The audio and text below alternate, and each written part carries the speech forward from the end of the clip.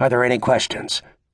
Of course there were questions, hundreds of them, because all you could hear was the stormy sound of journalists howling in that toxic way they do. "No," Eddie charmingly replied. "We don't yet have a hearing date, but we expect expeditious treatment. The court is aware of the high level of public interest in this case. The only thing holding us up right now is the defense, who, incidentally, have already received a great volume of evidence and been given ample time to consider their case. I certainly hope they don't stall." I screamed, "You rotten bastard!" "Good point," Eddie said to another unseen questioner, not to me, and judging from his suddenly broad smile, I guess the reporter was female and gorgeous, because this was Eddie's come-sleep-with-me look. "No, we have not offered a deal. That matter is still under contemplation." One of the 3 attorneys on Eddie's team hastily stepped forward and leaned into a microphone. "I'm very sorry. That's all the time we have for questions today. Thank you all very much." Eddie gave them all a look, intended to say, "Gee, I really wish I could stand here and do this with you all day because you're reporters and I love you very, very much, and I hope you love me too, except I'm a very busy man, maybe the busiest man in America, since, as you must acknowledge, I have a most important job to perform for the American people, whom I also love more than mere words can convey." He backed away from the podium and allowed himself to be escorted back up the stairs to his building, his shoulders slightly hunched from the terrible burden he was carrying, his legs moving with the bounce of a man with a purpose.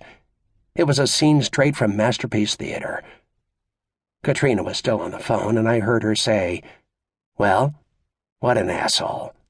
Any other thoughts? They've loaded the docket. To be expected. What about that deal, mumbo-jumbo?" "Exactly right," I said. And we both knew what this meant. Eddie's hedged ambivalence meant he was going to offer us a deal, and I knew why, and he knew why I knew why, if you can follow that convoluted trail.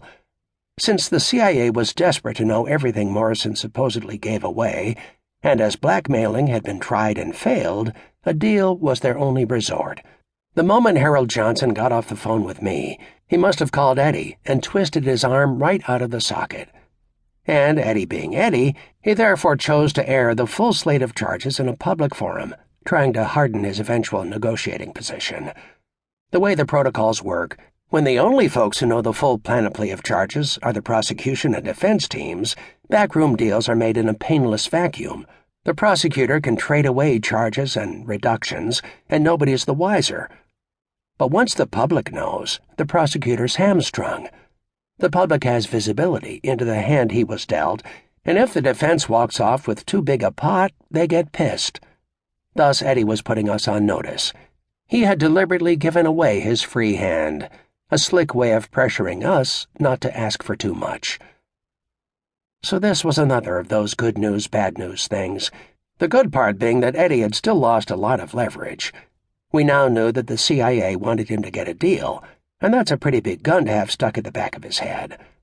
The bad news was that any day Eddie was going to call for a meeting, knowing damn well that Katrina and I were caught on that proverbial horn of an excruciating dilemma. We didn't know whether our client was guilty or innocent. We didn't know how strong Eddie's case was, or how weak our options were. All we knew for sure was that Eddie would walk into the room and say, "Here's the deal, take it or leave it." If we said leave it, Eddie would march into Harold Johnson's office and say, "Gee, I tried my best to get a deal, and they told me to stuff it. Sorry, Chief, their call." Which was exactly what Eddie wanted, because only by going to court could he become the most famous lawyer in Army history. And did I fail to mention that Eddie is a very ambitious prick? The sum of which meant that we were now at his beck and call. The hourglass had just been turned upside down, only we didn't know how many grains of sand it contained. When he did call, we'd better know a hell of a lot more about our options than we did at that moment. By the time Katrina and I arrived at my office, another delivery truck was idling beside our door, and 3 guys were hauling out more boxes. Eddie has impeccable timing. Herbert, in his now wrinkled gray suit, was still seated by the door, looking severely depressed and exhausted. As it was, I could barely get into my office, so many containers were strewn around.